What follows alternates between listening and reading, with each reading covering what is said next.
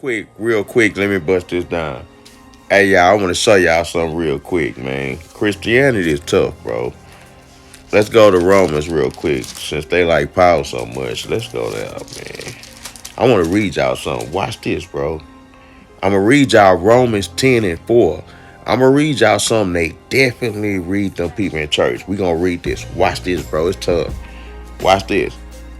It says, Romans 10 and 4, it says, for Christ is the end of the law for righteousness to everyone that believe. Boy, that's tough. That's tough. See, if you ain't studied or you don't know no backstory, you gonna think that's what that means. You gonna say, see, it said right there in Paul. It said right there, you don't see it? It say Christ is the end of righteousness to everyone that believe. That's plain. See, he haven't told you no backstory. You don't know that the letters of Paul are parable. You don't understand that when Jesus was in front of the Pharisees, that he spoke in parables. But when he was in front of the disciples, he didn't. Paul was a Pharisee. That's why a lot of our people like Paul. A lot of our people that go to church on Sunday, they love Paul. They don't realize they are that's the spirit of the Pharisee. He had a Pharisee spirit. He came from a Pharisee. He had the spirit of a Pharisee. A lot of them people gonna be just like him. Paul had to be smited. They gonna have to be smited just like Paul for they get the real understanding. Right now, they are pre-Paul. They are Saul right now. They have the mind of Saul. They real life Pharisees, bro. They reading that for face value. Let's read it again. Romans 10 and 4. For Christ is the end of the law for righteousness to everyone that believe. Now watch this here. I'm going to show you who the everyone he talking about. Let's go up 3 verses. Now he done skipped Romans 10 and 1, Romans 10 and 2, Romans 10 and 3. He read you Romans 10 and 4. That's what we just read. Now let's read Romans 10 and 1. Watch this.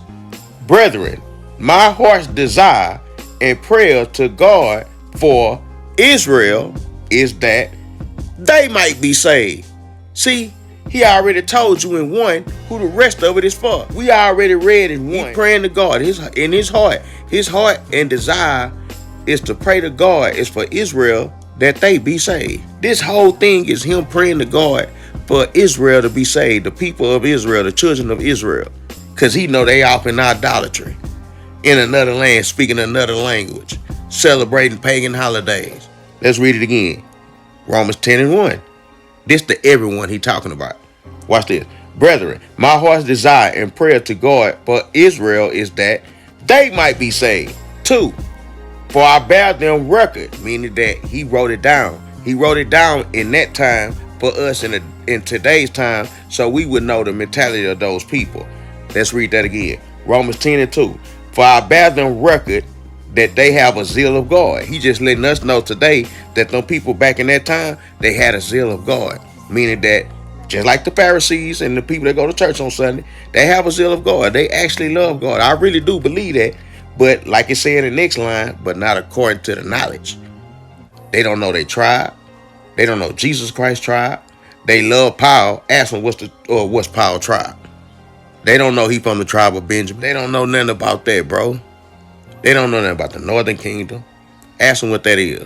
They don't know nothing about the southern kingdom. Ask them what that is. They don't know nothing about none of that. They don't know nothing about the curses of Deuteronomy 28. They don't know nothing about that. They just not caught on to the fact that Moses was only talking to Israel in the wilderness. They thought that when they read Deuteronomy in today's time, if most of these people right now today still, if a pastor read them something in the first 5 books of the Bible, they gonna think he talking to everybody. They should not think that. They already supposed to know the storyline, bro. They don't know the storyline. Or they haven't put 2 and 2 together. Just like how we reading right now. He done read them Romans 10 and 4, but he skipped 1, 2, and 3. Man, let's go to 2 again. For I bear them record that they have a zeal of God, but not according to the knowledge. Not according to the knowledge. 3. For they being ignorant of God's righteousness. They ignorant of God's righteousness. They don't know they supposed to be celebrating the Sabbath. He done told them we under grace. We don't have to follow the Sabbath no more.